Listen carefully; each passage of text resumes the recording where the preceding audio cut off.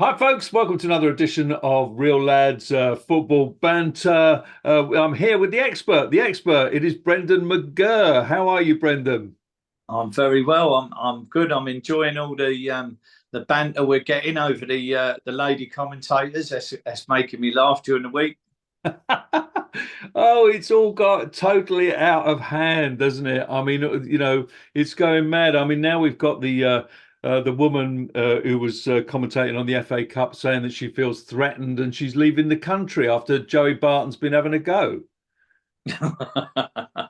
Well, come on. We all know that they're exaggerating it. It's a bit of banter at the end of the day. And the way of solving this, I mean, I watched Match of the Day on Sunday night to watch your beloved Man United in Tottenham. Fantastic. Um, and it was totally ruined by a high-pitched Alan Partridge impression. That's what it sounded like. Yeah. So I just think if they had the red button option there where you could whack on a bit of Jonathan Pierce at the Yeah. same time, and I think even if BBC done that and was to see how many views went on each one and be honest about it, like let's have a channel for the ladies if they want to do women's commentating on the football. I mean, are we going to have women commentating on the Formula One and the boxing, which they're not really famous in these sports, the ladies? Do you know what I mean? But it's getting to the point where we're being pushed into this, having to listen to a pretty girl commentating just for the sake of this woke ideology or this new sort of world ideology. I mean, like no one's asking for it, and we're just asking. I'm not saying they can't do it. I'm saying like, yeah, fair enough, let them do it, but give us the option to watch it as men and as blokes would like to watch it. Do you think in this situation that Joey Barton has gone too far? I mean, he's had a right old dig, and he's likened them not only to Rose and Fred West, but also to the who are the oh yeah, uh, communist dictators Joseph Stalin and Pol Pot. Listen, has he gone too far, or is he blatantly just saying tongue-in-cheek, stupid things to raise attention to it? Because we know that he don't mean anything like that. We know that they're nothing like that. It's just an exaggeration to get some focus on the situation. Do you know what I mean? Like, I still look at that girl kissing that Spanish bloke Yes. and feel that if that is the worst thing that's happened in her life and she's been traumatized and had to go to court and make a court appearance over that, like she's not even watched anything that's happened in Ukraine. She's not watched any part of the real world. She's not. Listen, there's ladies out there, good, nice girls that are getting beaten and abused Mhm. by different partners and having abusive relationship. There's young children getting molested and abused up and down the country in certain parts of the country that they've got to grow up and deal with issues over that. And if you're telling me that woman has won the World Cup Mhm. and the geezer kissed her on the lips in 1 second, Mhm. yeah, and you could see there was no sexual intent. He didn't squeeze her boobs. He weren't grabbing her bum. He weren't grabbing her into him. He's got no form for doing it. He's never done anything like it before. That was a moment of pure jubilation after winning the World Cup.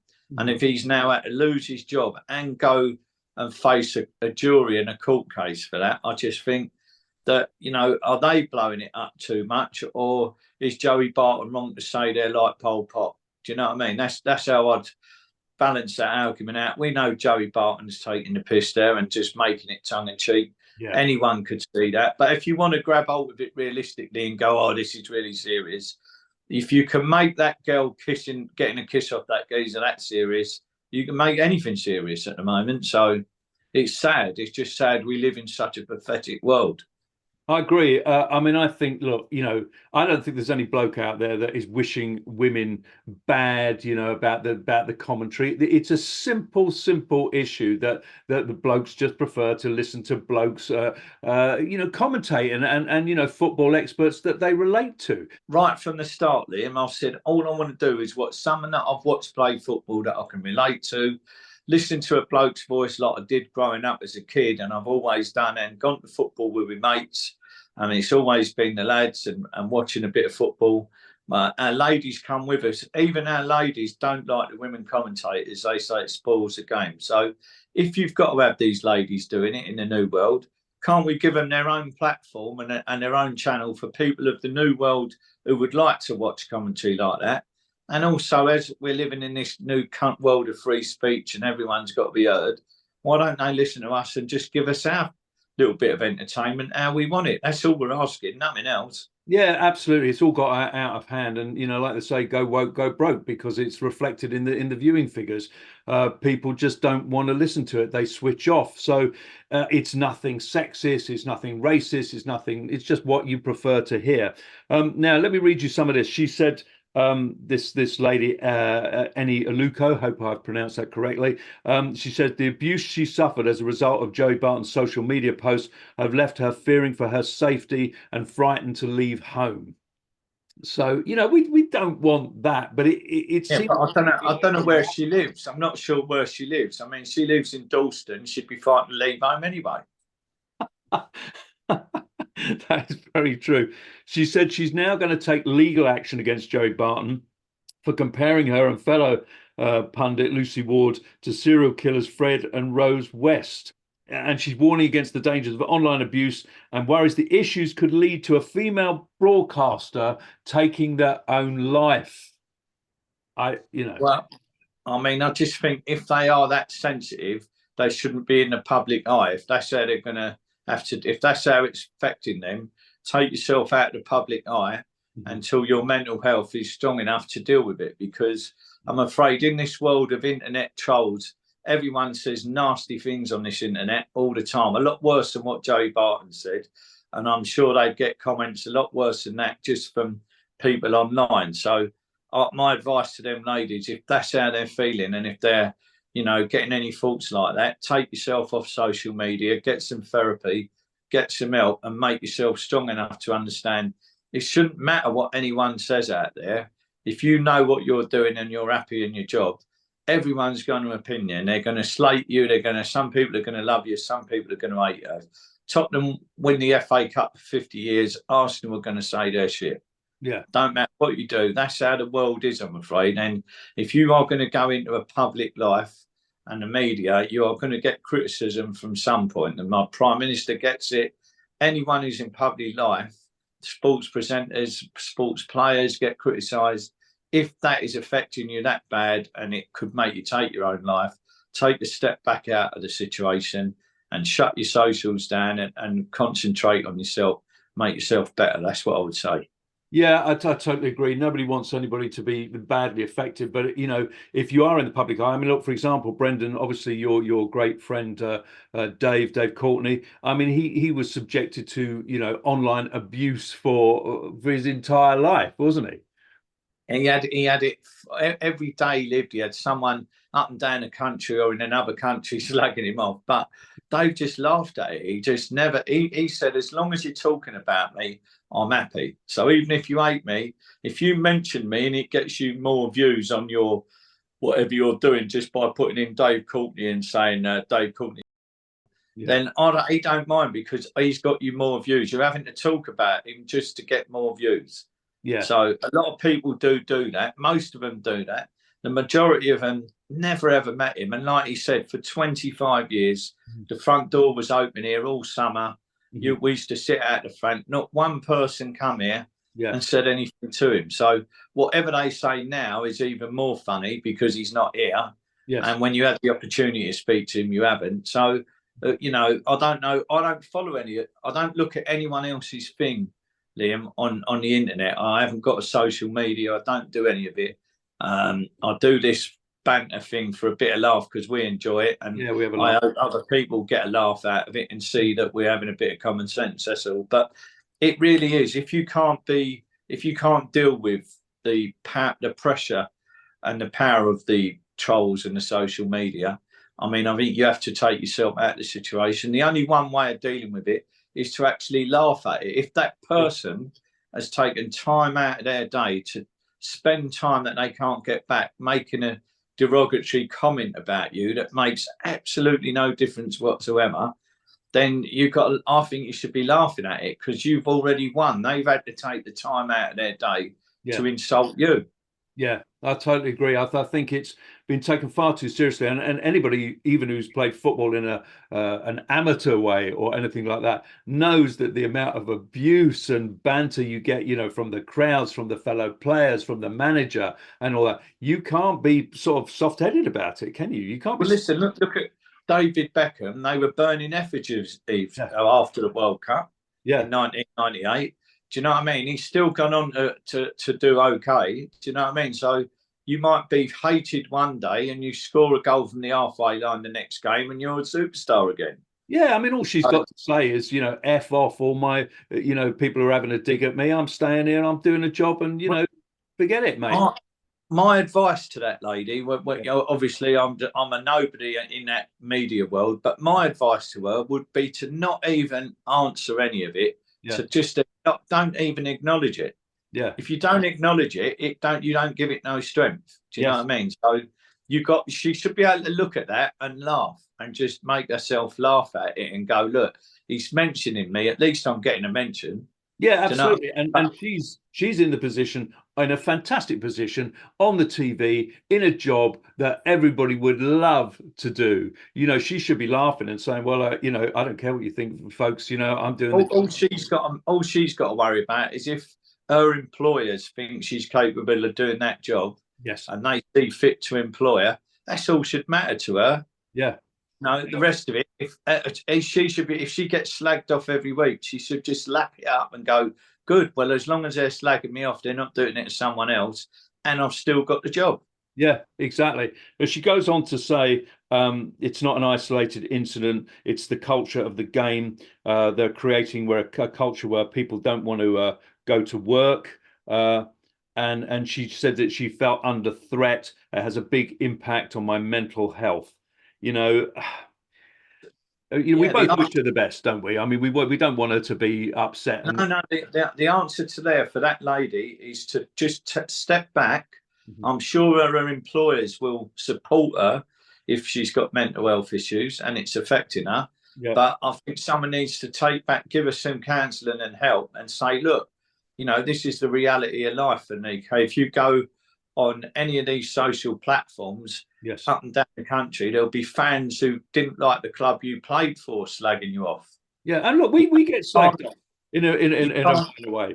People, people last week we were saying that we were these old dinosaurs, and we shouldn't be commenting on stuff and this, that, and the other because we should be living back in the 1950s. I mean, so what? It's a laugh, isn't it? And that's their opinion, and I think it's great that they've taken time to even say that about us.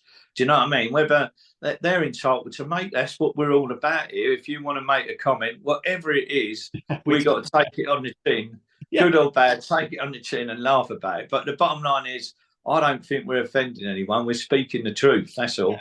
Yeah, we're just reflecting what the public is saying.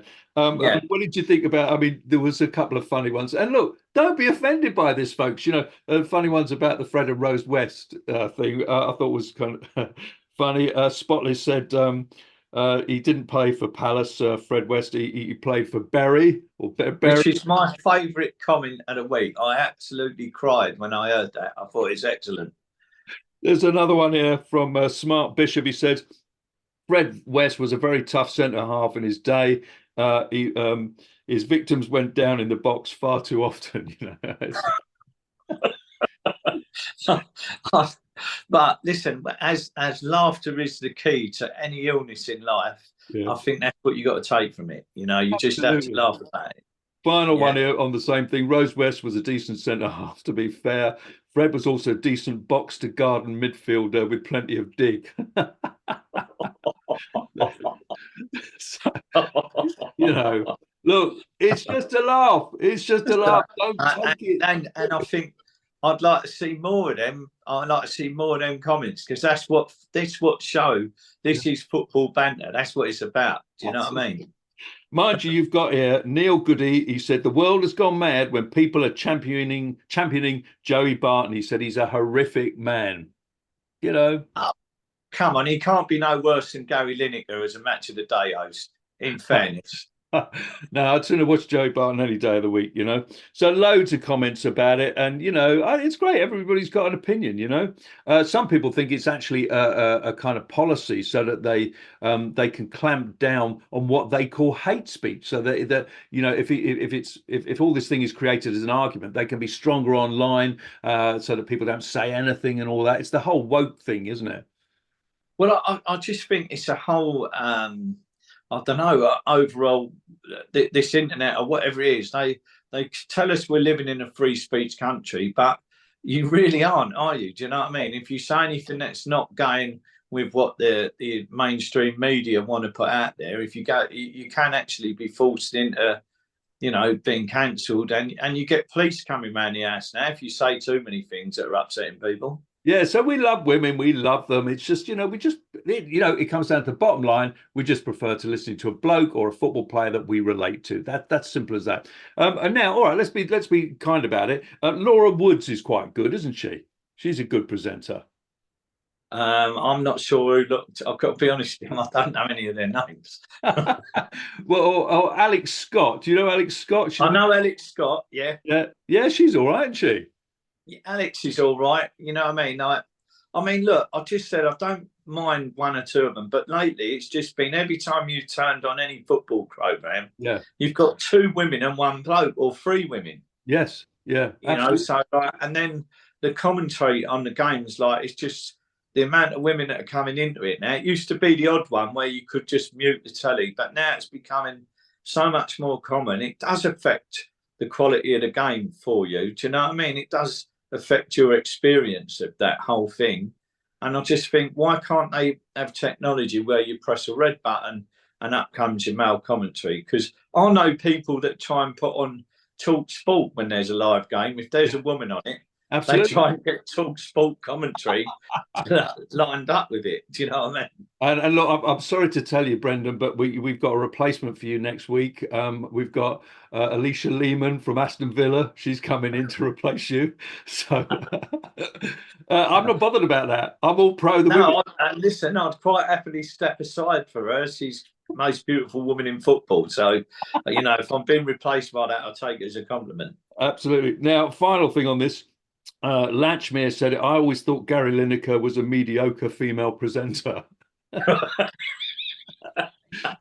Yeah, I just think he's been he's bigging him up with mediocre there. Yeah, yeah. Time to go, Gary. Time to go. Let's move on. I tell you, this whole thing about woke and all that. What's going to happen? The ratings are just going to go down. I mean, I don't know if you remember that thing in America with Budweiser with the beer, and they got a trans guy to do the advert, and the sales plummeted. You go woke, go broke. That's what's going to happen to all these programs. People are just not going to watch, or they'll put the different commentary on. So, react to the public, give the public what they want. We have to, at my generation, you look round and you understand there is a new world where people are able now in society to express their preferences, whether they want to be trans, whether they want to be gay, or whatever route they want to take with their life and sexuality. They're well within their rights to do so, but they are still a big minority group. Yeah.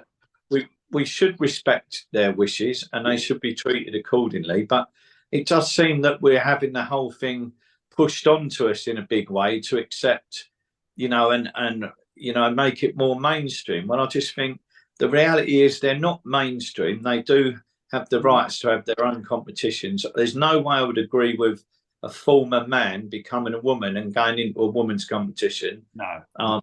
Fully back Sharon Davis all the way on her work. She's brilliant, isn't she? And you know what I mean? American swimmer, is it Riley Gaines? Is that a name? Yeah. I think that's right.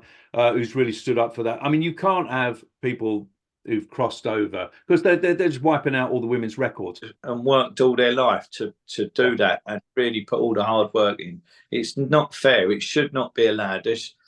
There should be a way of just letting trans people have their own events. Yeah, absolutely. And I think it would still be very competitive. Yeah. Do you know what I mean? Absolutely, yeah. I mean, fully support even people like Martin and Navratilova have come out with all of that. Is yeah, let them trans people have their own events. Fantastic, you know. Now, sad news. Sad news. Sven Goran Eriksson's got cancer, terminal. I liked him. I thought he was good. Did you like him? I was a fan of Sven. I think he done well. He took the team on a bit of a different direction. He was a bit unlucky in some of his finals, wasn't he? I mean, the Seaman goal that got beaten by Ronaldinho, I think that was bad luck. Do you know what I mean? And Yes. then the Portugal game with Rooney and Ronaldo, I think Yeah. they were both games that just on the day we were unlucky. But that's England in tournaments, I'm afraid, isn't it? That's us in tournaments. Absolutely. Well, we wish Sven the best. I think he's going Well, for a charity game at Liverpool. Apparently, he always wanted to manage Liverpool, so he's going in to do a. He's going to act as the manager on the charity game, which would be fantastic. I hope that Sven gets to do the things on his bucket list and gets the support. And I hope that he's able to take his life to a dignified end. Do you know what I mean? He should be someone that, if he wanted to go to Dignitas when it gets too bad for him, he should be allowed to do it. It should be another thing that we look to debate and support for people in this Oh, position. absolutely. You don't want to be ending your life in agony and stuff like that, as we know, as you will know, and everything else. Jose Mourinho, I like him. I'm a big fan. Got sacked by Roma yesterday or today, whenever it was. Any Yeah, thoughts? I think he got sacked yesterday, did he? Yeah, he got sacked. I mean, I think he's a fantastic manager. It just does seem that it always kind of implodes in the end. That you get a good 2 years out of him. He really needs to just have like a 2 year contract and then move on, doesn't he? Well, it's put the old Charlton manager under pressure, knowing that he's available, I should think. I thought he was great. He was my last favourite Manchester United manager. I mean, I thought he was great. I thought he got a hard time. He got them to the best position in the Premier. He was second. He won a trophy, and I think he actually said that that was his greatest achievement. And I believe him with the Man United players. There's no doubt about that. I mean, would you want Mourinho or the Ten Hag? I can never remember his name. Would you want I him just in? think, well, Mourinho's got more character, isn't he? But Yeah. whether Mourinho's time in football and he's becoming an outdated coach, which happens, I'm afraid that could be happening now. Do you know what I mean? He's had some severe glory, Mourinho, and he's won everything, done everything. You know what I mean? I wouldn't mind him becoming introducing match of the day. I think it'd be perfect. You know Oh, what he'd I be mean? brilliant. I think he'd make a great international manager. I think that's the Definitely, thing for him. definitely, and that's probably where he'll go in it for the money now. Yeah. I mean, 62 now, and but what a career! And he Yeah, really, I just think the intensity that he does it, it can wear off after a couple of years. People think, oh God, I can't take this all the time. So good luck to him. I'm a big fan of his. Ivan Toney is coming back to Brentford after he'd been banned for breaching the betting rules. He's a good player, isn't he? yeah. I mean, he had a bat on when he'd been back. I heard. Oh, I love you, Brendan. That's all good. So we haven't had much football going on. We had Man United 2-2 Spurs, and Man City beating Newcastle. Apparently Spurs kind of dominated that Man United game, really. Yeah, and I mean Aston Villa. I actually thought they were going to get a result against Everton, but you got to give it to Sean Dyche. That's a good point for him against Aston Villa. Do you know what I mean? So, Yeah, they but had I a think goal it's disallowed, didn't they? If I remember. yeah, I think it's the best Premier League season I can remember for a long, long time at the minute.